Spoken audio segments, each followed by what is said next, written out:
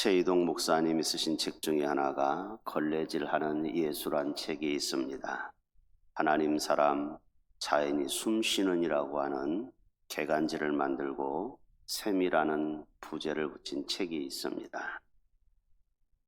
이 최이동 목사님이 안수를 받고 시골에 내려가서 이웃과 더불어 세결하겠다라고 하면서 자립적인 삶을 고민하다가 아산에 있는 염치마을의 시골 마을로 부임을 하게 됩니다.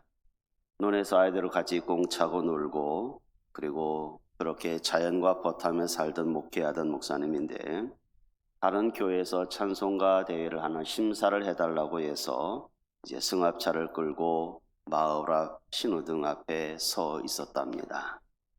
그런데 반대쪽에서 대형 유조차가 뚝길로 달려오는데 졸고 있는지 속도가 줄여지질 않고 과속으로 계속해서 올랐더라는 거죠. 이 목사님이 서 있는 쪽에서 그 대형 유조차를 그대로 받게 됩니다.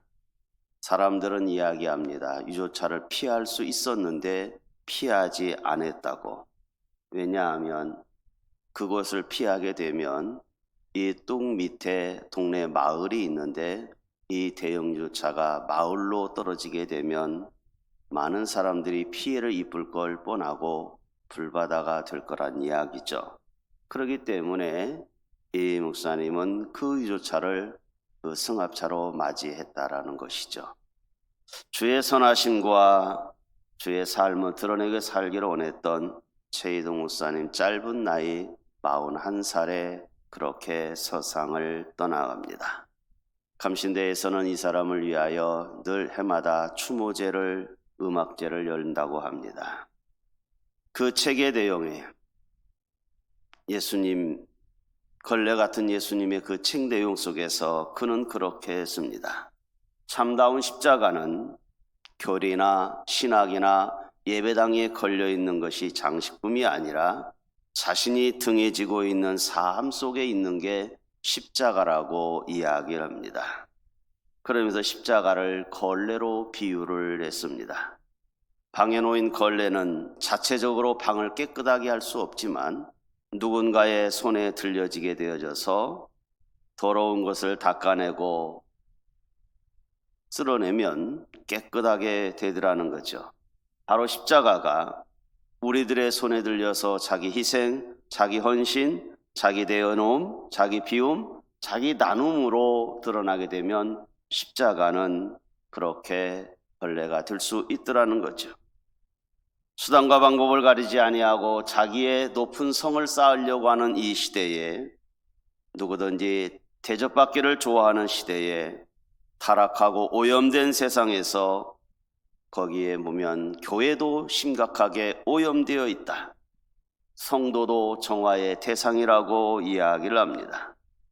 자정 능력까지 상실했을 정도로 걱정스러운 교회를 이야기를 합니다. 교회와 성도가 거듭나는 길은 무엇인가? 최이동 목사님은 걸레와 같은 삶을 살아야 바로 교회나 성도가 변화가 일어날 수 있다라고 이야기하면서 자신의 몸을 낮추고 희생하고 내어놓지 아니하면 그리스도의 사랑으로 세상을 닦는 걸레가 될 수 없다라고 이야기합니다. 교회의 본질을 회복하는 것은 바로 이렇게 교회를 그리고 자신 스스로를 정화하는 것이라고 이야기합니다. 누구나 걸레되는 것은 쉬운 것은 아닙니다. 그러나 누군가가 걸레가 되어 있어야 온 집안은, 방은 깨끗해지는 거죠. 예수님을 따르는 신앙생활, 가는 곳마다 우리가 오물을 남기는 게 아니라 오물을 닦는, 깨끗하게 하는 사람들이 그리스도인들이 되어야 되는 거죠. 걸레가 깨끗하게 방을 닦으려고 하면 허리를 숙이지 않으면 안 되고 무릎을 때로는 꿇어야 되고 힘을 써야만이 걸레의 도리를 다하는 거죠. 예수님께서 십자가를 그렇게 지셨듯이 우리도 그렇게 걸레와 같은 인생이 되지 않으면 세상을 깨끗하게 할 수 없더라는 겁니다. 예수님은 우리에게 말합니다. 너희는 소금이니 소금이 그 맛을 잃으면 무엇으로 짜게 하리요? 이후에는 아무 쓸데없어서 밖에 버리워져 사람의 발에 밟힐 뿐이라고 마태복음 5장에서 13절에서 이야기를 하고 있습니다. 소금이 희생하지 아니하면 맛을 낼 수 없는 것처럼 오늘 그리스도인들이 희생하지 아니하면 세상이 정화되지 않는다고 이야기합니다. 오늘 본문에서 예수님께서는 용서와 종에 대한 이야기를 하고 계십니다. 그러면서 만일 내 형제가 죄를 범하고 경고하고 그런 다음에 회개하거든 용서해라 라고 교훈의 말을 줍니다. 그러면서 하루에 7번이라도 내게 죄를 짓고 7번 돌아와서 잘못했다라고 하면 용서하라고 말씀을 하고 있습니다. 상식으로는 이해가 안 되는 말입니다.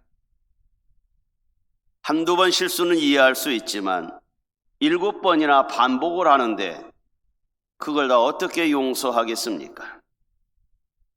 뺨이라도 때려주고 싶고 얄밉고 미운데 어떻게 7번이나 용서를 해줍니까? 마태복음 18장에 가서 보면 용서에 대한 말씀을 언급을 하고 있습니다. 예수님의 수제자 베드로가 예수님에게 잘난 척하고 싶었던 것 같습니다. 예수님, 형제가 내게 죄를 범하면 몇 번이나 용서해 줄까요? 7번 정도 해주면 되지 않을까요? 그렇게 베드로가 예수님에게 이야기를 합니다.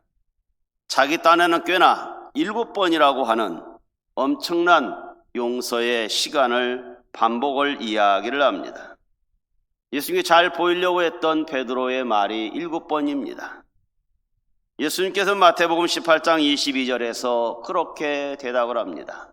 내게 이르노니 베드로야, 7번이 아니라 7번을 70번까지라도 하라고 이야기를 합니다. 그러면서 비유적인 이야기를 합니다. 어떤 사람이 빚을 졌는데 임금이 불렀다. 1만 달란트를 탕감을 해 주었다. 그러니 얼마나 은혜가 되겠나. 그런데 이 사람이 나가서 100달란트를 빚진 사람을 친구를 만나더니 멱살을 잡고 아주 험한 말을 하면서 족치기 시작을 합니다. 왜 내 돈 안 갚냐? 네 마누라도 팔고 네 자식까지 팔아서라도 내 돈 갚아야지. 그러면서 두들겨 패면서 옥졸에게 넘깁니다. 이것을 보고 있던 사람이 왕한테 가서 이야기합니다. 왕이여, 당신이 1만 달란트를 탕감해 주었는데 100달란트를 안 낸 사람에게 저렇게 못된 짓을 했습니다. 주인이 그 사람을 불러다 놓고 이런 못된 놈 같으니 불쌍해서 사정을 해서 엄청난 빚을 그렇게 탕감해 주었는데 네 친구를 불쌍히 여기지 아니하고 무자비하게 그렇게 할 수 있느냐? 빚을 나갈 때까지 옥에 가두어라. 그러면서 예수님께서 마태복음 18장 35절에 이야기한 것이 바로 그럽니다. 너희가 각각 마음으로 형제를 용서하지 아니하면 나의 하늘 아버지께서도 너희에게 이와 같이 하시리라라고 대답을 하십니다. 똑같은 잘못을 7번 하고 와서 7번을 용서하고 아무 말 하지 말고 용서하라고 상식으로 이해할 수 없는 용서의 방법입니다. 바로 앞에 안 읽었습니다만 1절서 4절까지 오늘 본문의 말씀이 바로 그 말입니다. 그러면서 이런 가르침을 하게 되니까 제자들이 듣고 있다가 자신들은 도대체 자신이 없거든요.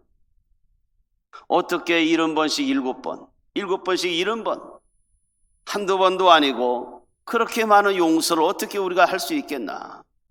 제자들이 고민스러웠습니다. 그리고 제자들의 대답을 이렇게 합니다. 5절 말씀에 우리에게 믿음을 더하소서. 예수님, 7번도 어려운데 7번에 70번, 490번이요? 우리 그렇게 못합니다. 이렇게 할 수 있도록 우리에게 믿음을 더하소서 라고 그렇게 믿음이 있으면 혹시 모를까 우리가 믿음이 아직도 부족합니다. 하나님, 우리에게 믿음을 더하시옵소서. 우리가 믿음을 있노라고 하면서 사는 그리스도인들입니다. 어찌 보면 이 제자들과 다를 바가 없습니다. 사도라고 불리어지는 이 제자들조차도 예수님의 가르침에 대해서 감당이 안 됩니다. 그러니 우리에게 믿음을 더하소서라고 제자들도 이야기할 수밖에 없습니다. 그러니 예수님께서 이렇게 대답을 합니다. 6절 말씀에 너희에게 겨자씨 한 알만한 믿음이 있었더라면 이 뽕나무가 뽑혀가지고 저 바다에 심기우라 하였을 것이요 그것이 너희에게 순종하였으리라고 그렇게 대답을 해주십니다. 예수님의 제자들이고 사도라고 불리워지는 그들에게 지금 겨자씨만한 믿음이 없다고 하는 것을 예수님이 말씀을 하고 있는 거죠. 적어도 살아계신 예수님을 따라다니는 자들인데 오늘 우리도 살아계신 예수님을 믿는다고 하는 그리스도인인데 그럼에도 불구하고 우리도 겨자씨만한 믿음이 있는지 점검할 시기라는 것입니다. 로마서 1장 17절에서 오직 의인은 믿음으로 말미암아 살리라 그랬는데 정말 우리가 믿음으로 살고 있느냐 이 말이죠. 믿음이 없이 이 약하고 험한 세대를 살아가기가 그리 쉽지가는 않습니다. 우리도 믿음을 구해야 됩니다. 하나님 우리에게 믿음을 더하소서. 우리도 저 사도들처럼 제자들처럼 우리도 동일하게 믿음을 달라고 구해야 합니다. 우리가 왜 믿음을 구해야 됩니까? 6절에 있는 뽕나무만큼의 믿음이 없더라는 것입니다. 뽕나무가 심기워져 있는데 이것이 주님이 말합니다. 야 뽕나무야 너 뽑혀가지고 저 바다에 심기워라. 말도 안 되는 소리를 하고 있는 거죠. 그런데 겨자씨만한 믿음이 있으면 이 뽕나무가 뽑혀가지고 뽕나무가 예 알겠습니다 바다에 심기겠습니다라고 뽕나무가 바다에 가서 심기더라는 것입니다. 이 뽕나무의 믿음은 순종의 믿음이죠. 어찌 보면 그 말에 충성하는 믿음이고 고백하는 믿음입니다. 이 뽕나무의 믿음은 대단한 거죠. 제자들은 겨자씨만한 믿음이 없다고 하는데 뽕나무야 네가 뽑혀가지고 바다에 심기워져라 그러니까 뽕나무가 예 알겠습니다 하더라는 것입니다. 이 뽕나무는 시코모아라고 하는 히브리 단어인데요, 일종의 우리나라가 있는 그 뽕나무가 아닙니다. 돌 무화과나무입니다. 키가 한 13m까지 크게 자라는 여리고에 가면 사케오가 올라갔던 그런 뽕나무라고 하면서 지금도 수령이 한 500년 넘게 된 그 나무가 하나 있습니다. 예수님께서 너희들이 겨자씨만한 믿음이 있다고 하면 뽕나무들을 명령해서 뽕나무야 너 바다에 심기워져 이렇게 한다고 하면 뽕나무가 그렇게 하겠더라는 것입니다. 믿음의 기도는 엄청난 기적을 일으키는 거죠. 이 믿음의 기도는 때로는 죽을 병이 사람을 살려내는 비결 중에 하나가 이 믿음의 기도입니다. 바울이나 예수님처럼 또는 베드로처럼 믿음이 충만하게 되면 기도하게 되니까 기적을 맛본 그들처럼 우리도 이 기도의 능력과 기도의 위력을 우리도 인정하고 있습니다. 뽕나무가 뿌리째 뽑혀서 바다에 옮겨져 심기워진다고 하는, 만약에 그렇게 됐다고 봅시다. 육지에 있어야 할 뽕나무가 바닷물에 심기워지게 되면 무슨 열매를 맺는 게 아니라 죽어버릴 것입니다. 짠물에 심기워지면 뽕나무는 죽는 겁니다.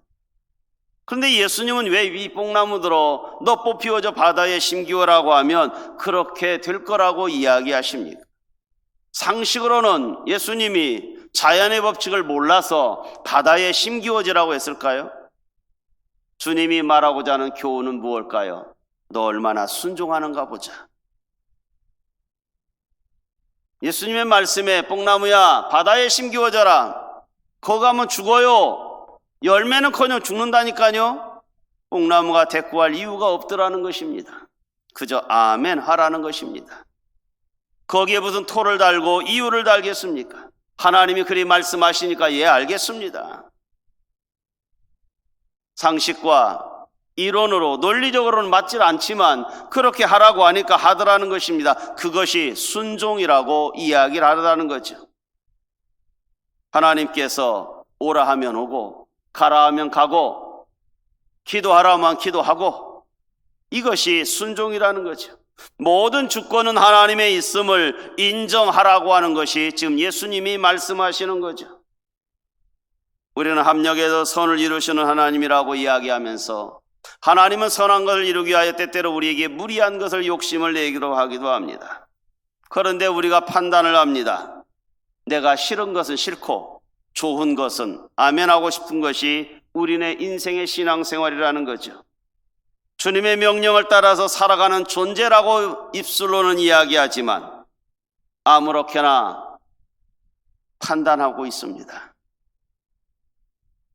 우리의 기도와 신앙의 열정은 말 안 해도 우리는 알고 있음에도 상식적임에도 불구하고 우리는 상식을 벗어난 신앙생활이 우리에게는 얼마든지 있지 않겠습니까? 뽕나무는, 아까 이 돌무화과 나무는 밭에다 심는 나무가 아닙니다. 돌무화과 나무이기 때문에 길가에 아무렇게나 심어져 있습니다. 이스라엘은 길가에다가 그저 담나무로 또는 길가에 아무나 심어 놓는 것이 자연적으로 나는 것이 이 돌무화과 나무이기 때문에 누구라도 따먹을 수 있고 누구나 채취할 수 있습니다. 그만큼 값어치가 없는 나무가 돌무화과 나무입니다. 이 돌무화과 나무에게도 바다에 심겨져라고 하면 예 알겠습니다 하더라는 거죠. 오늘 우리에게 주님이 그리 명령하시면 우리는 얼마나 구체적으로 순종함이 나올까요? 그러면서 주님은 한 가지 더 비유적인 이야기를 하십니다. 누구에게 종이 있어서 종이 하루 종일 일을 했다. 하루 종일 일을 하고 집에 돌아왔는데 그 종들은 앉아서 밥 먹으라 하면 얼마나 좋겠어요. 하루 종일 수고했는데. 그런데 이 주인이 하는 말이 너 먹을 거 준비해라. 하루 종일 수고하고 왔는데 종 보고 먹을 거 준비해라고 시큰합니다. 먹을 걸 다 준비하니까 나 다 먹을 때까지 수건 들고 서 있어. 주인이 다 먹고 나서 그때서야 이제 밥 먹어라. 그렇게 말할 적에 이 주인이 그 종에게 감사합니다 그렇게 말하겠느냐? 아니라는 거예요. 그렇게 감사하다고 종에게 인사할 이유가 주인은 없다. 그러면서 하는 말이 10절에서 예 주인님 저는 무익한 종입니다. 그저 제가 할 일을 했을 뿐입니다. 이렇게 대답하더라는 것입니다. 이 비유를 예수님이 말씀을 하는 거죠. 주님께 어찌 보면 너무나 무례한 우리에게 순종을 요구하고 있습니다. 너무나 무리한 헌신을 지금 예수님은 우리에게 말씀을 하고 있습니다. 주님이 무리하고 상식에 벗어난 이러한 순종과 헌신을 몰라서 주님이 우리에게 비유적으로 말했을까요? 정말 너희들이 믿음이 있느냐? 겨자씨만한 믿음이 있느냐? 그리고 얼마나 너희들이 헌신하느냐? 참된 그리스도이냐라고 하는 것을 주님이 우리에게 지금 증명해 보이라는 것입니다. 너희들의 인생의 주인공이 누구인지를 정확히 알라는 것입니다. 우리의 주인이 여호와 하나님이요 우리 예수님이 우리의 주인이고 우리는 돌무화과 같은 연약한 뽕나무입니다. 이걸 인정하라고 하는 것이 본문의 내용의 말씀이죠. 근데 우리는 자기가 주인공인 양 착각하고 살고 있지 않습니까? 우리 스스로가 대단한 존재로 그렇게 생각하며 대접을 받기를 원하지 대접하려고 하지 않습니다. 조그만한 권력과 조그만한 배움과 조그만한 위치 속에서 뻣뻣함이 나오지 고개 숙이고 걸레와 십자가 같은 인생을 살기 싫어하기 때문에 오늘 예수님이 우리에게 너희들이 어떠한 삶이냐, 정말 헌신할 수 있느냐, 순종할 수 있느냐, 이 비유를 오늘 우리에게 말씀하고 있는 거죠. 교회도 때때는 성도가 자기가 주인이냐 착각하면서 교회의 주인인 양 주인 행세를 하는 것이 우리들 아니겠습니까? 너나 나도 하나님 앞에 충성하기 위하여 합력하여 선을 이루기 위해서 초원의 공동체를 우리가 이루고 있는데 종종 우리는 내가 주인 되고 싶지 않습니까? 조심할 사람 중에 하나가 목회자죠. 종종 목사가 자기가 주인인 양 착각하기 얼마나 쉽습니까? 때로는 우리 장로님, 권사님, 집사님들도 그러한 욕심들이 왜 없겠습니까? 나 없으면 안 된다고 하는 우리의 내면 속에 있는 마음들이 다 있지 않습니까? 그저 우리에게 주님께서 10절에 표현한 대로 너 죽도록 하루 종일 일하고 와서 식사 준비하고 다 밥 먹을 때까지 기다렸다가 늦게 먹으면서도 어찌 보면 식은 밥 찬밥 나머지 찌끄레기 음식 먹으면서도 무익한 종입니다, 할 일을 했을 뿐입니다 라고 말할 수 있느냐? 주님이 나중에 뭐라고 말합니까? 잘하였도다. 착하고 충성된 종아, 네가 적은 일에 충성하였으니 많은 것을 너에게 맡기고 내 주인의 즐거움에 참여할 때가 있을 거라는 것입니다. 우리는 그때까지 기다리기가 너무 어렵습니다. 순종하라고 하는 이 뽕나무 비유와 이 종의 비유에 대해서 이론적으로는 되는데 삶의 현장에서 잘 안 되지 않습니까? 그저 믿음은 날마다 주님 앞에 아름다운 고백으로 드러나야 되는데, 예, 주인님, 저는 무익한 종입니다, 할 일을 했을 뿐입니다, 이러한 고백들이 우리들에게도 있어야 됩니다. 주님 사랑합니다, 감사합니다, 마땅히 내 직분에 따라서 할 일을 했을 뿐입니다, 이러한 신앙 고백들이 우리에게 나와야 되는데 그러한 신앙 고백들이 잘 나오지 않더라는 것입니다. 앞에 1절에서 4절에서 하신 말씀은 제자들에게는 심각한 도전의 말씀입니다. 다른 사람을 실족하지 않게 하라는 거예요. 근데 어떻게 실족을 안 하겠습니까? 살다 보면 이 모양 저 모양으로 사람 실족하게 되는 거죠. 그러면서 어떻게 맨정신으로 다른 사람을 실족하게 했으니까, 상처를 주었으니 연자 맷돌을 목에 메고 바다에 스스로 빠질 사람이 누가 있겠습니까? 잘 안 되는 일이잖아요. 그런 말씀을 듣게 되면 난감하죠. 제자들이 이 말씀을 듣고 나서 제자들은 이야기합니다. 우리에게 믿음을 더하소서. 자신의 부족함을 깨달은 제자들인 거죠. 오늘 또 우리도 주님의 말씀을 들으면서 우리 스스로도 연약함과 부족함을 느끼지 않습니까? 우리도 동일하게 하나님, 우리에게 믿음을 더하소서. 우리도 그렇게 신앙 고백해야 되죠. 현재 믿음이 부족함이 느끼도록 우리에게도 주님의 말씀이 늘 우리를 책망을 합니다. 11조를 온전히 하고 있느냐? 너 아직도 술, 담배가 안 끊어지느냐? 불신자와 이성교제 아직도 계속하고 있느냐? 너 기도 생활이, 너 지기에 맞는 기도 생활이 얼마나 하고 있느냐? 때로는 우리 보고 향하여 너 선교사적인 자질을 갖고 나가라.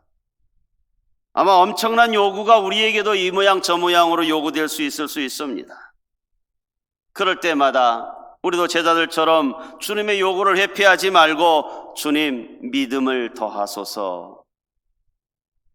안 나가면 되고 안 만나면 되고 듣기 싫으니까 내가 거절하면 되지가 아니라 그런 소리에 믿음을 더하소서라고 우리가 낮아지는 모습이 주님을 요구하고 있더라는 거죠. 왜 제자들은 이 믿음이 부족함을 알았을까요? 기도의 부족이었습니다. 마가복음 9장 29절에 이르되 기도 이외에 다른 것으로는 이런 유가 나갈 수가 없다라고 예수님이 말씀을 하시죠. 제자들은 기도가 부족했습니다. 기도하는 사람의 믿음은 커지도록 되어 있습니다. 믿음은 기도와 비례하기 때문이죠. 1년에 한 번 하는 송구영신 예배 기도로 우리는 다 할 수는 없지 않습니까? 매일매일 하는 기도가, 끝까지 믿음으로 가는 기도가 주님의 영광을 드러내는 것이죠. 고사성어 중에 마부작침이란 단어가 있습니다. 이태백 이야기죠. 당나라 때에 이백이라고 하는 사람이 공부를 하려고 성악산에 들어가서 좋은 스승을 만나서 공부를 합니다. 그런데 성악산에 들어가서 공부를 하는데 너무너무 지루한 거예요. 하루 이틀도 아니고 똑같은 공부만 하려고 하니까 너무 지루하니까 짐을 보따리를 싸고 스승 몰래 집으로 내려옵니다. 내려오는데 한 냇가에서 어떤 노파가 도끼를 갈고 있는 거예요. 뭐 하십니까?